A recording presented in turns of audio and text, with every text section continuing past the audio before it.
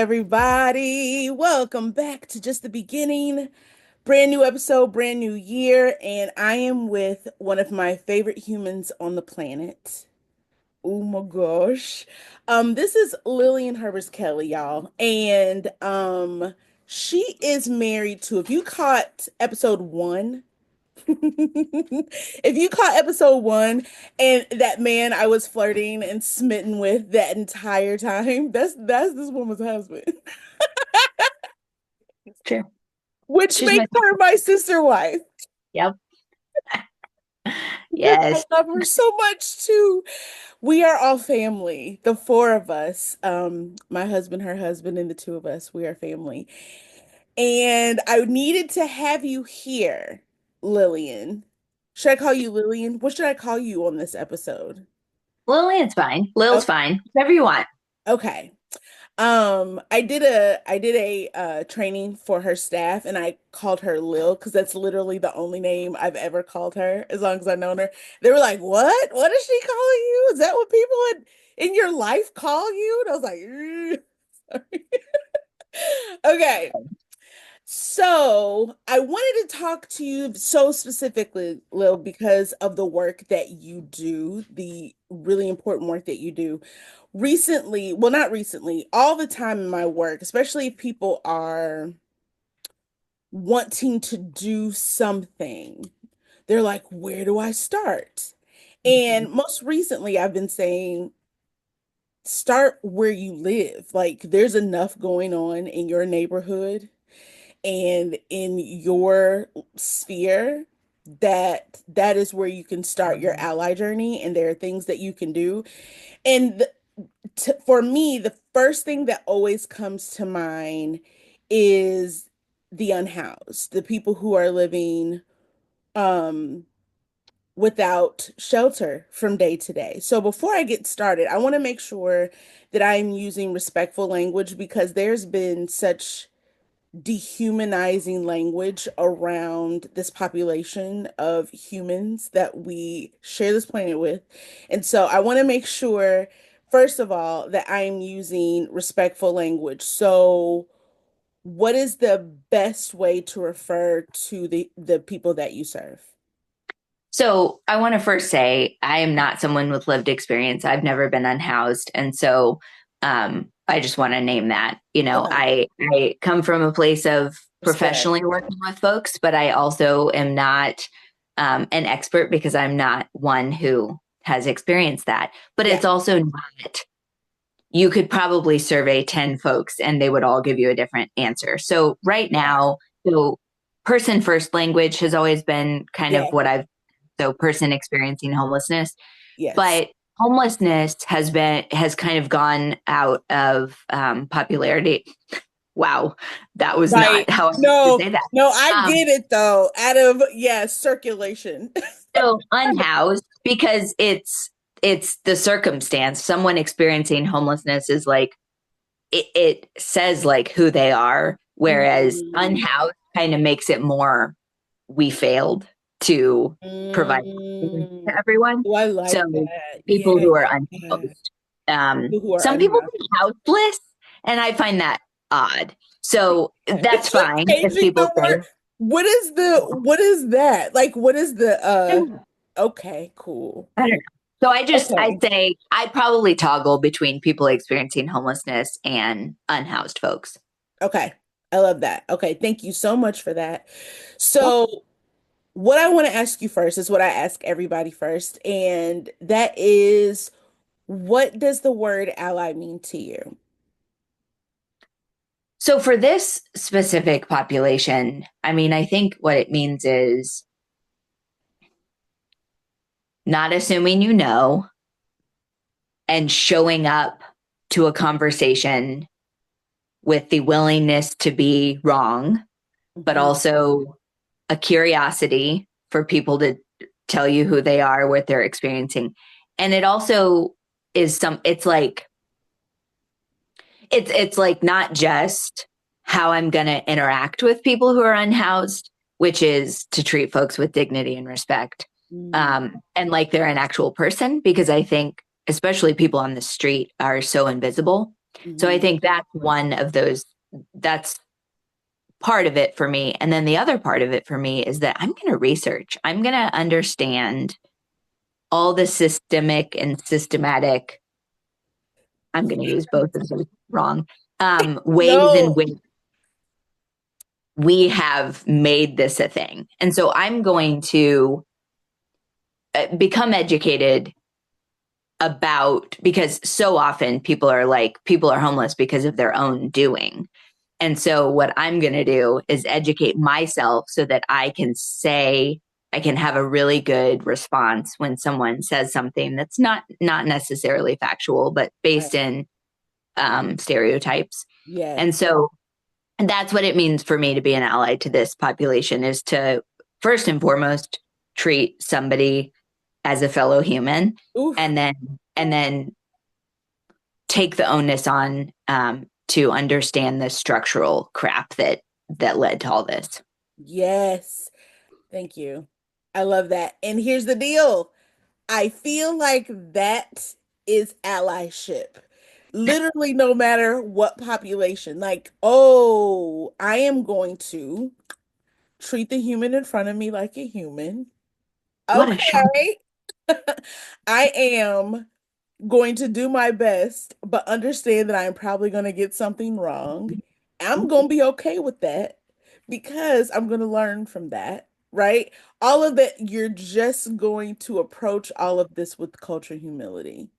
Yeah. And I love that. If you don't know, or if you're not familiar with the term culture humility, go back a few episodes, especially episode 1, where I'm talking to her husband. We talk about that a lot, but also in my description, or whatever the words are, what in my stuff, you can find a link to an ebook that will give you all of that foundational information about allyship. Okay, so. Yes, 100%. I love that. So treat people like people, and it's even the people who are unhoused. So when people are wanting to be helpful for this population of human, what is a good way for them to begin without it being um intrusive? Yeah. And because just a sidebar really quickly, and I want to give you a chance to answer. I was talking in a training in a class recently about the difference between like mutual aid and charity, and the energy that sort of goes along with it. And charity is what we as a society have been taught is like the right way to help people who are less fortunate than us. But there's an energy that comes with charity that's kind of like um it's insulting, kind of. It's where it's like, I know that I recognize that I'm doing better than you, so I'm gonna have this pity on you, and I'm gonna give you this money, or I'm gonna give you this time, or I'm gonna serve you this food. I'm gonna do this because I have more than you, right? But if it is a mutual aid, or just taking care of each other kind of energy, it's like the energy of I'm moving, and I'm gonna ask my brother to help me, and I'm gonna give him some pizza and beer to thank you because Yeah. you're my brother, and you're gonna help me. Like, that energy is different than the energy that we give, or that society has taught us to give to charity, right? Yeah. And so I know that with a growing and ever-present um presence around people who are unhoused, that's like the first population a child learns about to Oh yeah. give charity to, Yeah. right? And so Yeah. how can we sort of combat that, but also be actually helpful? Sure.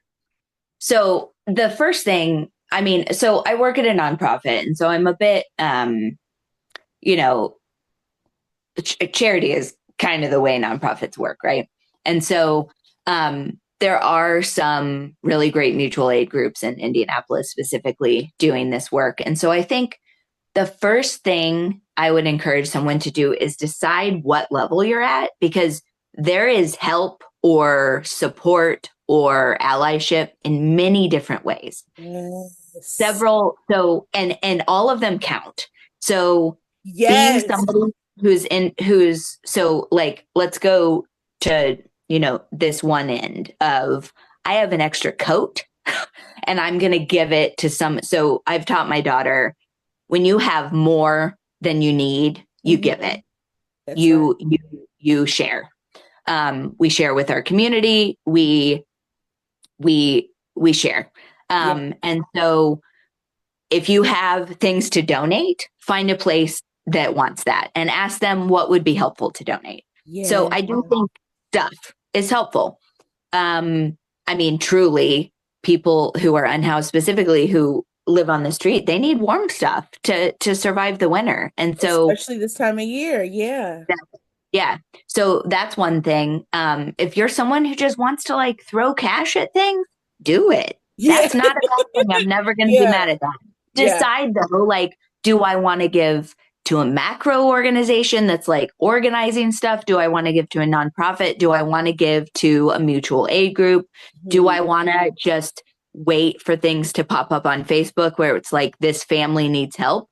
That's that too. Mhm. So decide. And then like, there's a mutual aid group in Indy that does like packing parties together, and they put together care kits. Yeah. So decide what that is. So yeah, stuff, cash. You can also give your time. Mhm. So if you are not someone who has extra stuff or money, or it's going elsewhere, Yeah. time and energy is also okay. It's important to, one of my most, like, I volunteered at Gleaners, and they have such a good setup because you literally just pack boxes, and it's so Mhm. satisfying because like there's like 50 boxes at the end, and you know that all of those boxes are going to go to a household that needs food. Yeah. So That's, Is Gleaners national? oh dude, I don't know. Okay. Well, just in case it isn't, Yeah. Gleaners is an organization locally here in Indianapolis where we live that feeds families, Yeah. basically. Yep. Food and money is donated to Gleaners, and then they distribute it throughout folks who need it here in our city. Yep. But And they Gleaners is deliver it not too. unique. Would you say? They deliver it too, which is awesome. Yes, and I worked at a school where they brought food for the weekend for the students who may Yep. not have food over the weekend. So that was really cool. And though Gleaners is not unique, and neither are the mutual aid groups. If you don't live in Indianapolis, congratulations. I don't know. But if you don't Yeah, if for you don't real. live in Indianapolis, I'm certain with just a quick little Google search, you'll be able to find organizations that are doing these exact same things where Yeah. you, I have two more things I want to add about that. yes, please do. So one, the last one is, if you are someone who has any kind of political savvy or like does advocacy in any way or is interested in that Mhm. part of it, this is the Fair Housing Institute. Um, there's so get there's a really amazing one called Prosperity Indiana. So get involved with something, um, and local politics is really important. Local politics really matters. It's the And so if most, that is it's an almost the interest of most yours, important. yeah, Yeah, do yeah. it. And then the last thing is, do not waltz into somebody's camp. Here's why. And don't take your kids to it. So Oh, I don't want someone walking into my home uninvited. yes. So I think, so I get if people don't want to be involved in an organization. Here's the thing though, that even a mutual aid group, people organizing is helpful. They've asked the people what they need. Right. If you are walking into a camp, one, you are walking into somebody's home uninvited, Yes. which is super disrespectful. and you don't use people as a tool to teach your kids. Like there's a way, like Yes. we have a group home down the street from where we live, and there are lots of people who are very symptomatic who live there, and they are unhoused folks as well that get to live there. Hmm. um, so my daughter's experienced seeing people who are speaking to someone that we can't see. Hmm. And it's a really good opportunity because she's like, who are they talking to? I don't see anyone. And Hmm. I was just like, I don't know. And she's like, what do you mean? And I was like, I don't know. Their brain might work differently than ours. Yeah. And I there's a couple instances where we've actually seen police involvement with folks like that. And so we've talked about, I'm like, Jax, were you afraid? Was there anything dangerous about this situation? She was like, no, not until the police showed up with their gun. And Ooh, I was like, just because someone looks, acts differently than what you are used to does not equal bad or first. scary. Yeah. Yeah. And so, I mean, and so I think, why did I get off on that tangent? There are ways to teach your children about things without putting people on display. That's right. Um, and so I think, and then also just like a logistical thing is people often bring food, clothing, tents to people outside, Hmm. but there's trash that happens from that. And then they've got the Department of Public Works on them or Right. safety on them because of trash. And Right. so, unless you are going to go back and clean Clean up, it up. it is Yeah.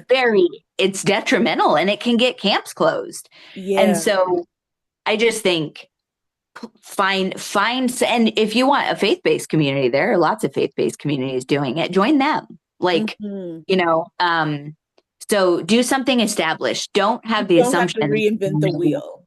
Exactly. And so Yeah. many people like this population and this experience that people have is so everyone's got an opinion on it and feelings and thoughts and all that. So do some Googling, see what's out there. Yeah. It's incredible, especially with this population. And I don't know if it, I mean, I do know it's systemic, right?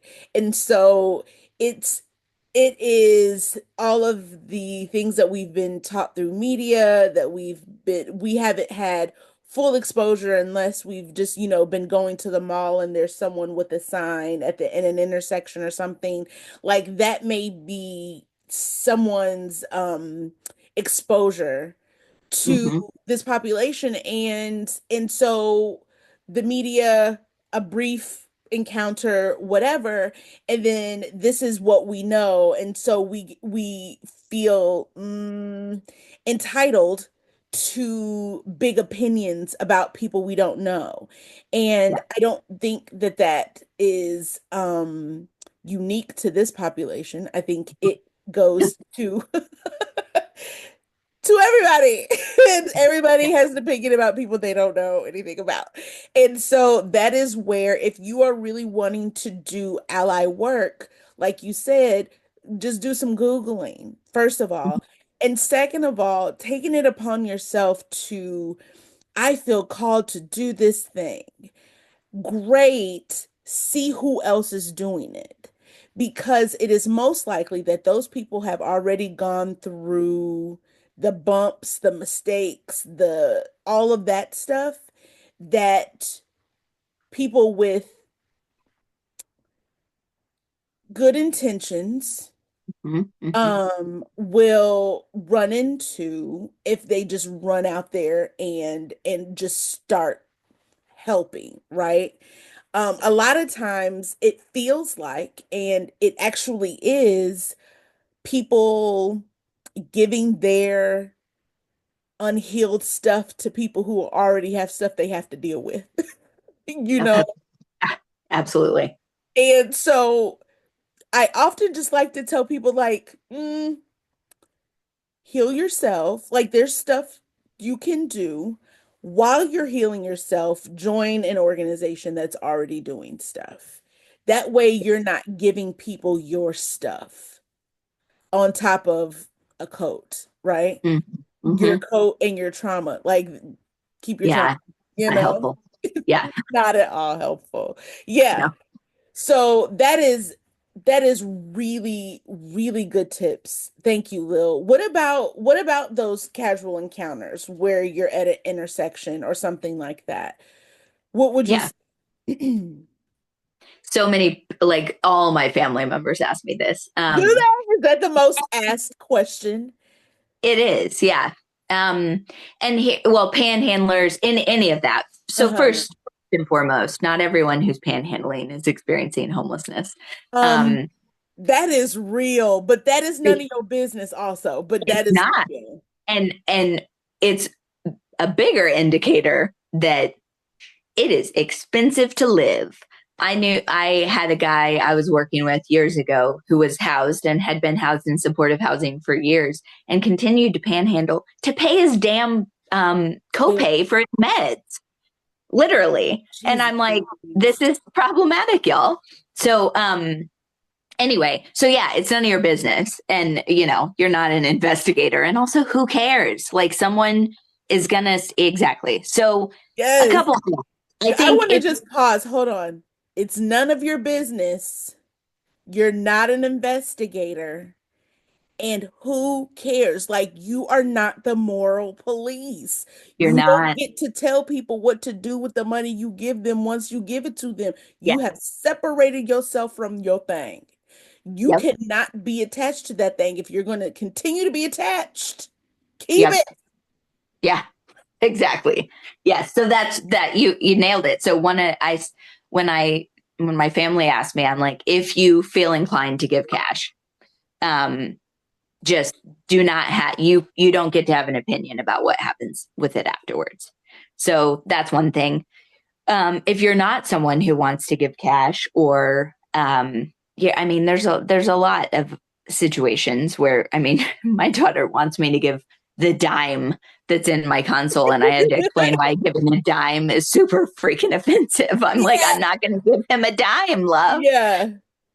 So honestly, look at the person. Don't avoid eye contact. You can do one of these, can give a smile.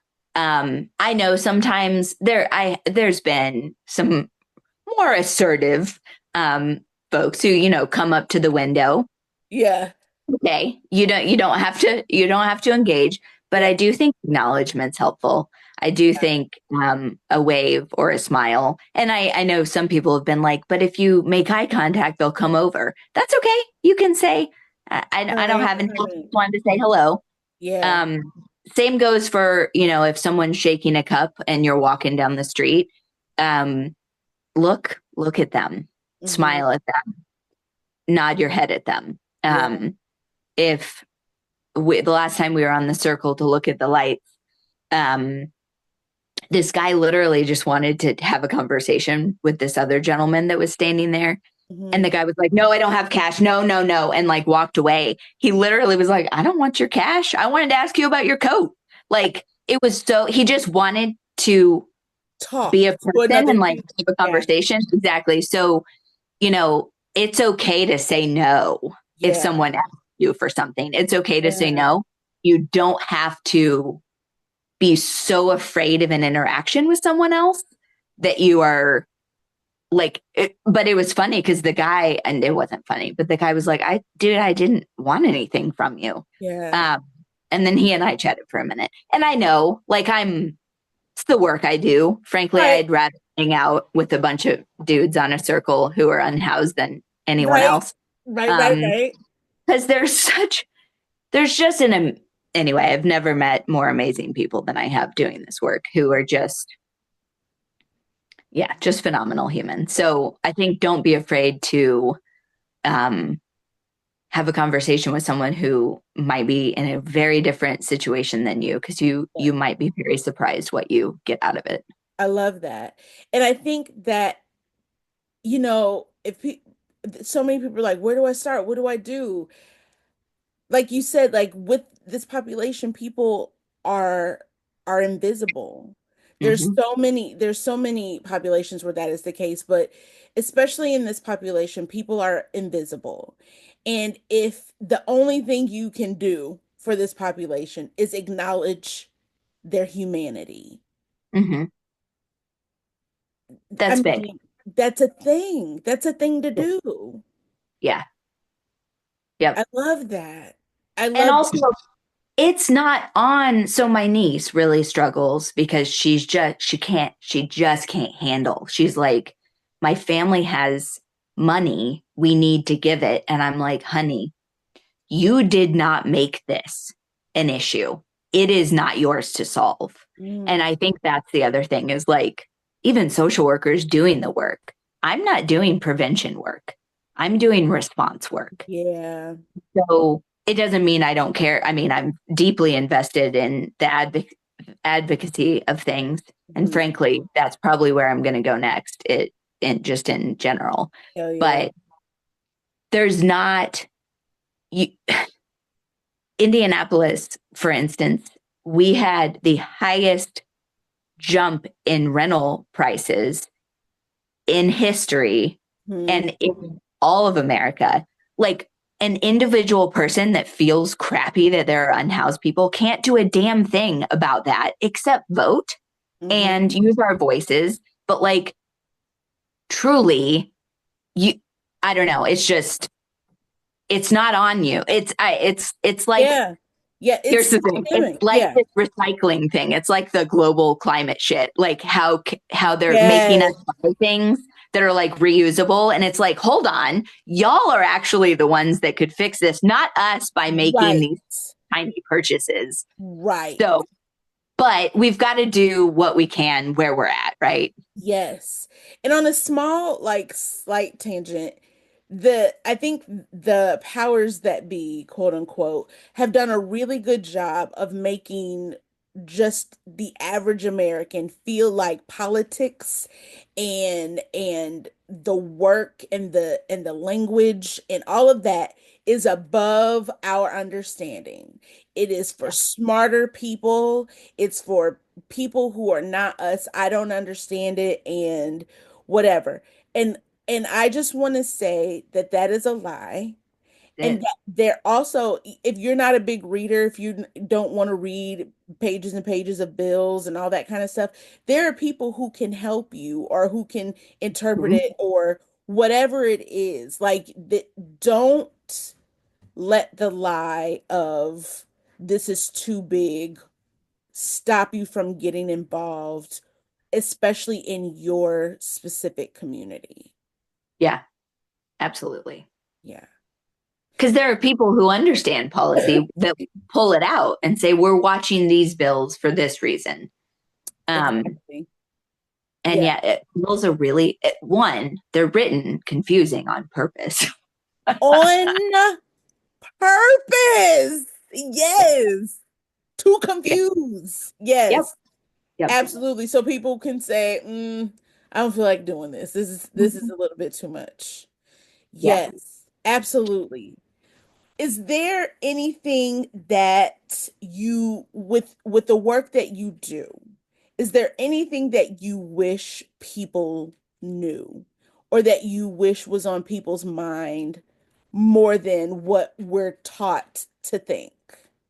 So I think what is really obvious to people is people sleeping outside, right? Like that's obvious. You can see it. You might drive by a tent on the side of the road. You might, see people sleeping in the alleys downtown in whatever community you are in, unless you live in a community that has made it illegal to sleep outside, which is Is a coming more and thing. more. Yep. Yeah. So, and where my father-in-law lives. So I think what I want people to know is yes, there's statistical information about like shared experiences about some people who are unhoused. There's also so many invisible, unstably housed people. There are children in your schools.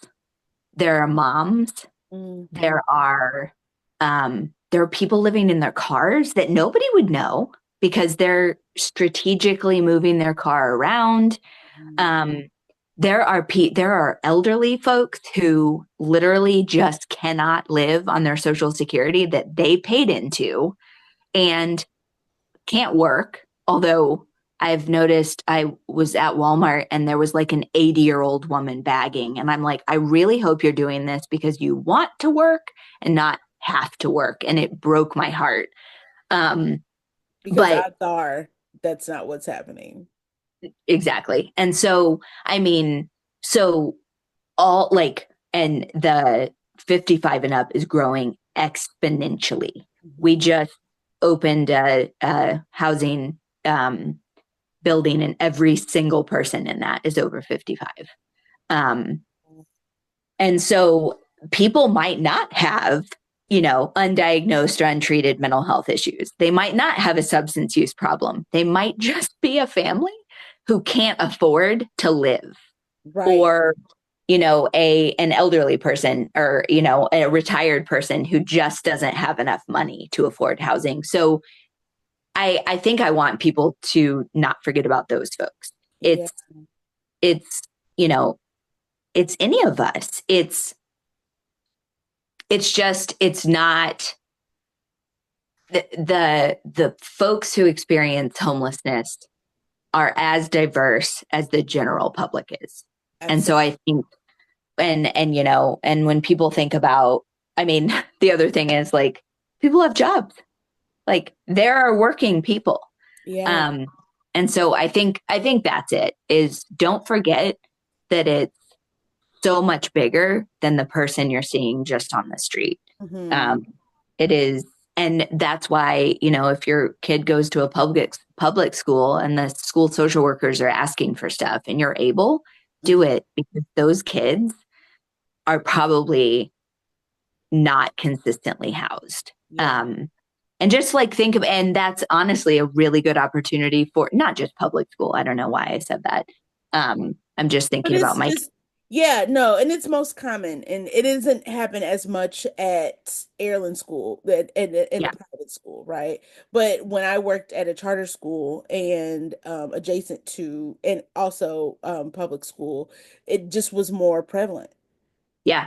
Yeah. And so that's an opportunity for you to instill empathy in your child, because if somebody might be struggling in some way, and you can say, like, we don't know what somebody's going home to at night. We Yeah. don't know if this child is getting enough food. Right. um so anyway, I just think, and I don't work with children anymore. I did a long time ago. But also, yeah, if families are your jam, if you're like really passionate about kids or families, there are definitely specific organizations who are tailored to families and children. Yeah. Um, so yeah, like, choose what you're, we have a really great mobile tutoring program that Ooh. um, tutors in shelters, and the whole purpose is to do their best to keep the kids stable in their education, and give them the Love support that. they need. Yes. And those are so I imagine that the people who started that, I literally have no idea. But I imagine that the people who started that are people who have a background in education, who Probably. may have worked with this population in schools and knew what the need was and started this thing. I think that is, I mean, and I will say it a million times, like, start where you are. Like, you don't, everybody don't have to be a philanthropist, right? Everybody doesn't Yep. have to be on television.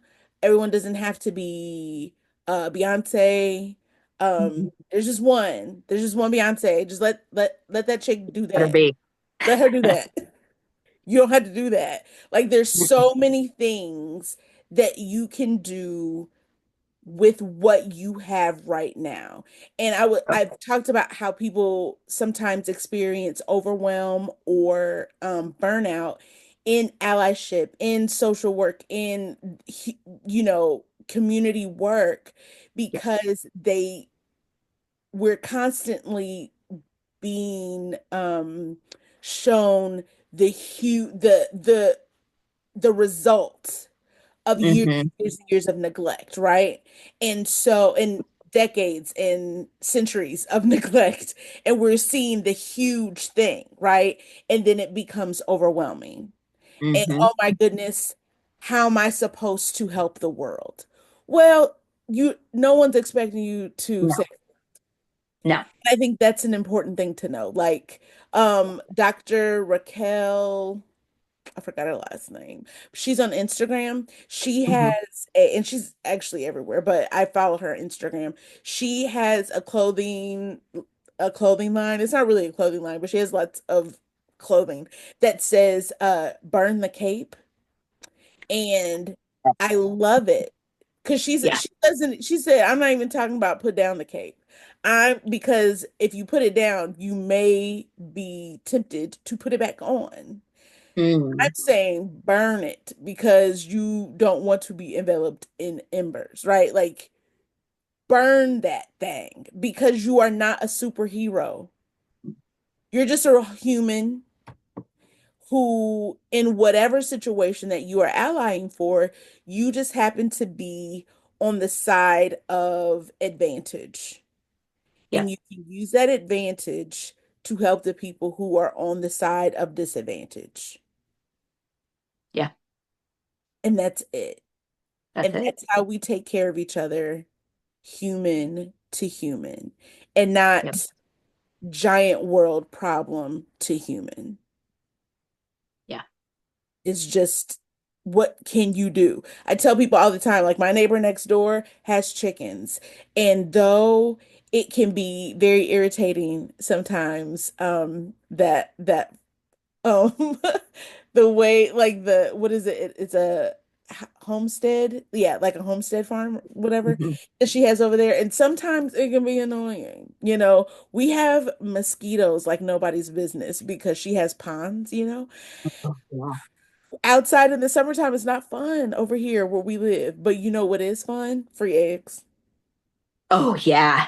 Do you And they're know? good. Yeah, exactly. Free Yeah, eggs fresh from the chicken. That is fun times. it's real good. You just go down the street to the park if you want to be outside in the summertime.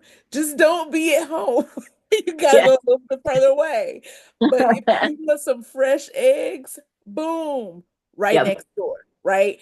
And that is how we take care of each other. She has so Yep. many eggs, she doesn't know what to do with them. So she gives them to us. And we say thank you, right? We have my kid has a lot of clothes, too many clothes she doesn't wear, and we get to give them away to Yeah. whoever wants them because we just happen to have a lot of clothes. This is how we take care of each other. Mhm. And I love the aspect of it, especially with people who are unhoused. There are so many different ways and levels that we can be helpful. Even if it's just acknowledging a person's humanity and saying, hey, hi. Yep. Absolutely. I love that. Okay. All And right. also, maybe they won't respond positively. That's also okay. Guess what? Because you guess what they are? Humans. Exactly. And They might humans are be like, going to human. yeah, Okay. yep, So yep. they might not be like, all right. Like, and that, thank you so much for talking. Yeah. Right, because we are like everyone is a person, and that is where you have to still check that energy. Because if you Mhm. are saying hi to somebody with the spirit of charity, of Yep. I'm going to bestow my wave upon you because I am in this warm car and you are not. Well, Yeah. nobody want that funky ass wave. Keep that wave. Keep Keep your it. funky wave to yourself. Say hi like you're saying hi to somebody when you're walking down the street or if you're in a restaurant. But if you're the type of person who doesn't do that, don't do that. No, exactly. That's okay. Because it's disingenuous. Yeah. Do something else. Dude. Do something. something else. I want to put that on a t-shirt. Do Do something else. something. Yes. Yep. You don't have to do that. You don't have to do what you see other people doing. Or the thing that you feel, oh, this would be a great thing to do. I I often say, like, if you feel like you are bestowing someone with something, check that energy. Mm-hmm. Don't Mm-hmm. just Absolutely. don't bestow anybody with anything. Like just No, I know. Bestow is you've gone wrong. You've gone array. you're I'm off trying to track. think. Maybe no. I'm trying to think of any way that the word bestowing works. I I don't don't know. want to be bestowed. No. You are up track if you're bestowing anything upon anyone, okay? Don't do that. Just like do it or don't, you know?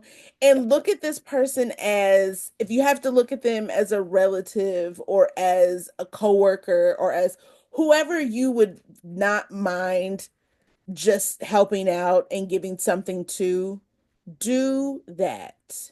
I'm Yeah. going to pause Totally. really quickly. Hold on one second. River,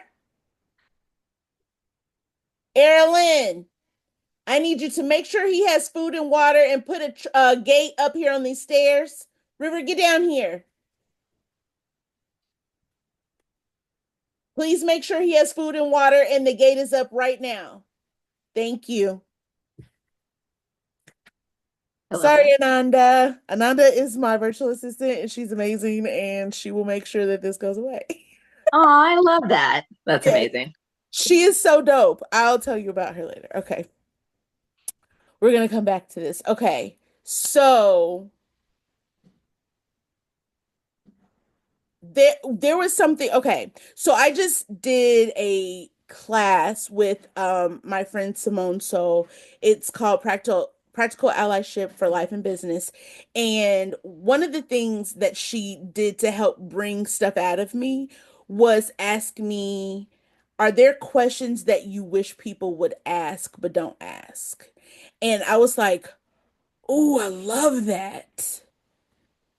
So I want to ask you the same question, Lillian. Oh, that's hard.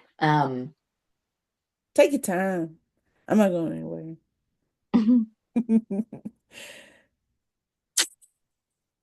oh, Or on the flip side, are there questions that are like, and maybe not even questions, but actions that are unhelpful that you wish people would like move past this, like, ugh, please move past this.